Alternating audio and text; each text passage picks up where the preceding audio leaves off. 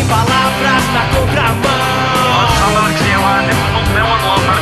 Não é ponto final, é exclamação. Fala sério, fala sério, fala sério, fala sério, fala sério, fala sério. Meu caro, quando trabalha com sorte, a pessoa que, por exemplo, chega a beirar até mesmo um estado depressivo, nesse estado que o Manu diagnosticou aí, fala, se eu montar um circo, o anão cresce, entendeu? Eu sou azarado, o urubu voa em cima de mim, né? Tudo de errado acontece comigo. A pessoa que acaba até se viciando nesse sentimento de depressão, de derrota, de fracasso, enfim. Chega para o Davoli e fala, olha, eu não tem jeito não, eu sou azarado. Como que a psicologia trabalha com esse fator sorte? Bom, em primeiro lugar, a gente tem que lembrar que a psicologia nunca trabalha com um estilo, ela trabalha com cada pessoa, aí você vai ter as suas características. Uma das coisas muito comuns, e esse final de ano já me ocorreram algumas vezes, pelo menos 4, tá? São pessoas que tiveram, por exemplo, entes queridos que faleceram, ou pai, ou filho, filho muito novo, ou esposo, tá? E a pessoa fica tentando falar, eu fui culpada disso, eu deveria ter feito diferente, mas comigo dá tudo errado. E ela começa a entrar num processo que são passos interessantes a caminho dessa situação depressiva, tá? Eu não posso chamar de uma depressão em si, e que passa a ser comum, quer dizer, no mundo de tanta busca de perfeição, em que você tem que ser um sucesso a toda prova, você tem que ser aquele cara que dá certo, e aí de repente você fala, não, a escolha do meu emprego não foi bem a que eu queria, papapá, e aí chega numa hora em que até a morte de alguém, será que eu não contribuí para isso? Será que eu não sou um fator negativo nesse processo? E já tive oportunidade e experiência com um amigo, né? Dele sentir que a presença dele fazia as pessoas sofrerem o tempo todo, a ponto dele ter se suicidado 2 meses depois que ele entrou nesse processo. Então ele se achava o sem sorte.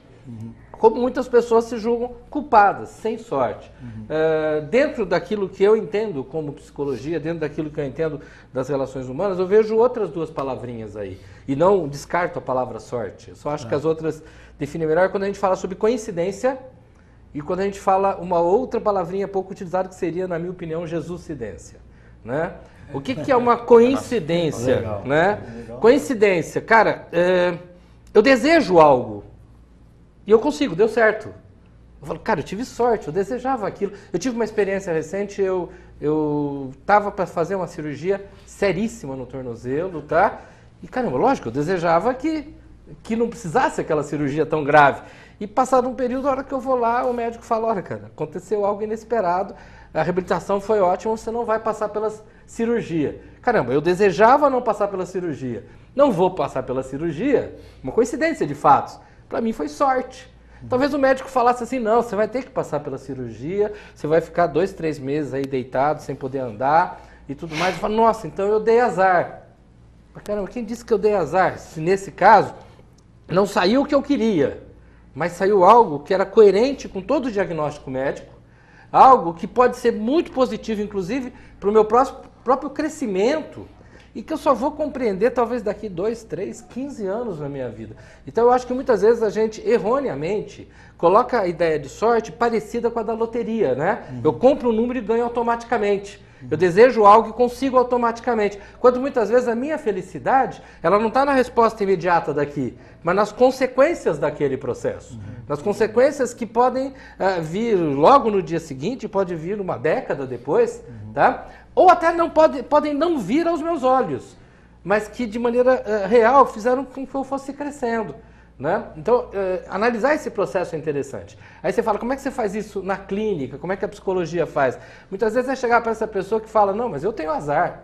Tá? Onde eu coloco a mão dá errado. O que eu tento eu não consigo. Onde eu mexo as coisas não caminham. Né? E você simplesmente fala para a pessoa, caramba, presta atenção. Terapia é algo que a gente não faz com alguém que tem problema. Porque se eu for pensar assim, não, alguém que tem problema precisa de psicólogo. Ué, então todo mundo precisa de psicólogo, todo mundo tem problema, tá? A terapia você faz com alguém que tem uma interpretação que gera sofrimento a partir das coisas do dia a dia. A mãe de alguém morreu e essa pessoa afunda e fala, como é que eu vou viver sem essa pessoa? A mãe de alguém morreu e a pessoa fala, cara, eu vou ter que lutar porque a minha mãe foi lutadora e eu vou crescer pelo exemplo que ela me deu. E eu cresço. A mãe morreu, é a mesma dor. Só que um se entrega, outro aproveita o modelo da mãe e cresce. O que diferenciou foi a interpretação. Então o que eu questiono um pouquinho, e acho interessante nas colocações que ele fez, nesse sentido de que aquilo que eu estou buscando depende muito da minha visão de mundo.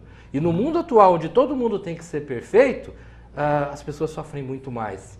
Porque quando você tem que ser perfeito e tem que ter resultados absurdamente fantásticos, não pode falhar, né? Eles vão lançar um CD, quantas músicas são? 9. Vão lançar 9 músicas. Cara, as 9 tem que fazer sucesso. Né? Com certeza. Não, mas e se 7 fizesse sucesso? Entendi. Nada como a humildade, nada como a humildade. Tá bom. Mas essa ideia de que, pô, será que alguém não vai gostar de uma delas? Não, parece que o mundo exige essa perfeição e é muito bacana entender isso. Quando eu exijo a perfeição, eu sofro mais, talvez eu me ache mais azarado.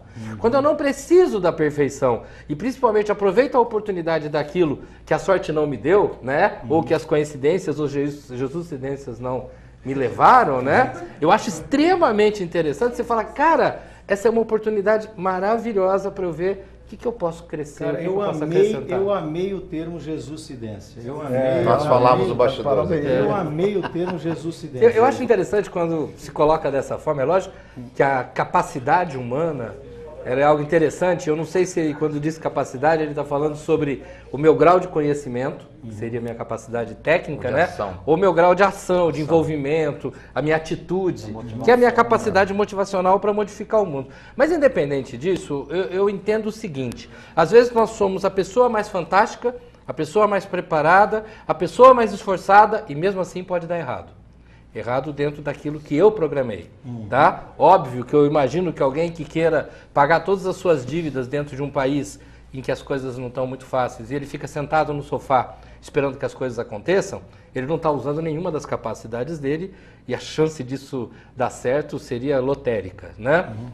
Mas o que me parece claro é que sim, a capacidade é importante, a intelectual, a capacidade física, é importantíssimo o meu desejo, a minha luta em busca daquilo que eu estou buscando, mas é interessante notar que com todas as minhas tentativas de ser maravilhoso e perfeito, ainda tem grande chance de não conseguir, porque eu não sou dono desse resultado final, e mais que isso, muitas vezes aquilo que eu acho que é o melhor resultado, necessariamente não é o melhor resultado. Então, é bacana a gente entender isso. Eu vou pegar um exemplo de filhos, né? Às vezes a gente fala, não, eu vou fazer tudo pelo meu filho, ele vai ter a melhor escola, vai ter a maior motivação, e aí ele vai conseguir ter o maior futuro na vida. E de repente parece que as coisas não andam. E aí tem aquele filho que não quer saber de nada, não leva nada a sério, babá. Você fala, nossa, mas na vida dele está tudo certo.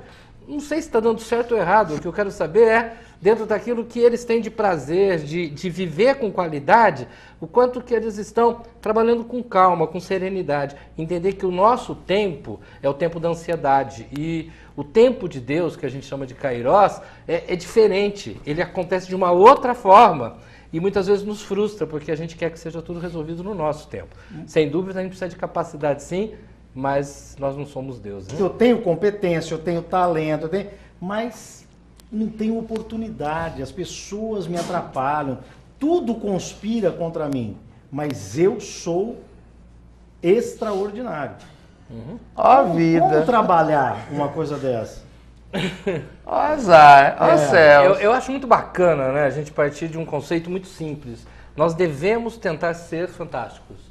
Você deve cozinhar da melhor forma possível, dirigir da melhor forma, tocar violão, falar, atender pessoas, sempre da melhor forma possível, sabendo que você nunca vai atingir seu objetivo. Esse é o legal. Né? Então, eu querer ser fantástico não está errado. Eu ser escravo da obrigação de ser fantástico é que vai me levar a um sofrimento terrível. Eu ter o desejo, desejar um carro da marca tal, maravilhoso, seja qual for. Eu falo, cara, eu não vivo se eu não tiver aquele carro. Não, aí você está destruindo, porque essa coisa do destino, eu vou conseguir o carro ou não, eu vou ter dinheiro para pagar a conta ou não, eu vou namorar a pessoa que eu estou tão desejando, eu vou passar naquele vestibular X. Tá, cara, isso aí vem de competência, capacidade, esforço, mas vem de um conjunto de dados. Definir meta, definir a especificidade da meta que você quer. Sim, mas compreender que mesmo definindo a meta, a margem de erro é presente. E a margem de erro é a meu favor. A gente sempre imagina a margem de erro como sendo a nossa inimiga, aquela parte que vai dar errado. Não, e não sinto isso como uma visão de poliana, quando eu parto simplesmente da ideia que a busca pelo melhor é legal, mas que é bom eu saber que eu não domino isso. Porque se eu simplesmente falar, cara, se der errado, então tá tudo errado. Se der errado, nada valeu a pena. Né? Cara, acontece que as coisas dão errado porque a nossa vida ela tem que andar fora de um padrão, e a grande sacada do ser humano, o que o diferencia dos outros animais, é a capacidade de se adaptando a essas variáveis que vão surgir. Tá? Porque do contrário, um dia você ouviria uma música maravilhosa e você o resto da vida ia querer ouvir só aquela. Você não vai se adaptar a outras coisas, não vai ouvir coisas novas. Mas aquele sentido que acho que ele quis dizer é a percepção da pessoa às vezes pode estar errada. A percepção sobre ela mesma pode estar errada. Sim. Eu sou tão foda, mas tudo conspira contra mim. Tudo conspira contra mim. Toda... Então, às vezes a mudança de atitude dele vai fazer com que ele alcance mais as coisas. Com certeza, esse toda lado percepção da extrema, autorresponsabilidade. toda percepção extrema, ela está errada. Isso dá para se afirmar. Eu sou o cara top, ou eu sou aquele do fundo do buraco. Esse extremo, com certeza, está errado, porque o ser humano ele é ligado a essa oscilação. E essa oscilação está no planeta, essa oscilação está nas relações humanas. Tá, ainda mais atualmente que nós temos essa mistura de culturas e tudo mais, ela está nessa mistura toda. E eu tenho que aprender a oscilar e ver como é bacana ser esse que busca se adaptar dentro de todas as oscilações. Aí, a sensação de dei sorte ou dei azar, ela passa a ser algo mais suave. Pô, hoje foi legal, hoje não foi nem tanto. E não tipo assim, não, eu sou o cara que dá tudo certo, eu sou o cara que dá tudo errado, eu sou o cara do urubu.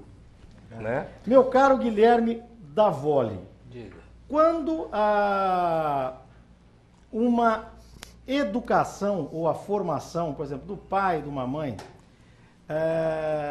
até que ponto essa questão do depender do fatalismo, até que ponto a educação, a formação pode influenciar em levar uma criança, um futuro adulto, para uma zona de conforto e esperar, né? E até que ponto, de que forma que o pai e a mãe devem orientar os seus filhos para essa questão de sorte? A porcentagem da importância dessa educação é enorme. Eu só deixaria um pouquinho mais abrangente, porque hoje nós não podemos mais falar em educação de pai e mãe. Porque existe uma interferência da escola, de outras pessoas da comunidade, de amigos, da própria internet. Então, você tem um monte de fatores. Diga. E uma retração, né, da educação de casa também, Sim, né? ela diminuiu o espaço. Tá? Mas vamos falar assim, tudo que eu falar para pai e mãe está servindo para essa comunidade toda que cerca essa criança, cerca esse adolescente. Não tenha dúvida que se você é educado num ambiente de medo, a gente não consegue, as coisas só dão certo para os outros e tudo mais, eu cresço com essa ideia de medo. Poucos conseguem escapar desse perfil. Tá? Se eu cresço num ambiente onde a gente aprende a ganhar e a perder, aprende a comemorar e a aprender com as coisas que não dão certo, fica muito mais fácil de diante de uma determinada dificuldade, que pode começar com uma nota na escola e pode passar por um problema afetivo de relacionamento, até grandes negócios no futuro, fica muito mais simples. Então, essa educação que viabiliza aquilo que eu já chamei aqui hoje de jogo de cintura, ela é extremamente mais positiva para que você seja capaz no futuro de falar, cara, minha vida está caminhando bem, ou minha vida está tendo momentos de sorte bastante significativos. Eu estou conseguindo ter meus projetos, alcançar muitos deles, se não todos, ter suas compensações durante o processo. Então, é muito importante um processo de educação. Agora, não é uma educação pessimista ou otimista. Não é isso. É uma educação no sentido de aprenda a ligar com a diversidade das coisas que ocorrem todo dia. Muito bem. Aliás, só colocar uma coisinha. Quando eu usei a expressão lá no início, e que foi repetida várias vezes aqui, a expressão Jesuscidência, é uma expressão que eu uso há muito tempo, mas para mim ela não é uma expressão, ela é um fato.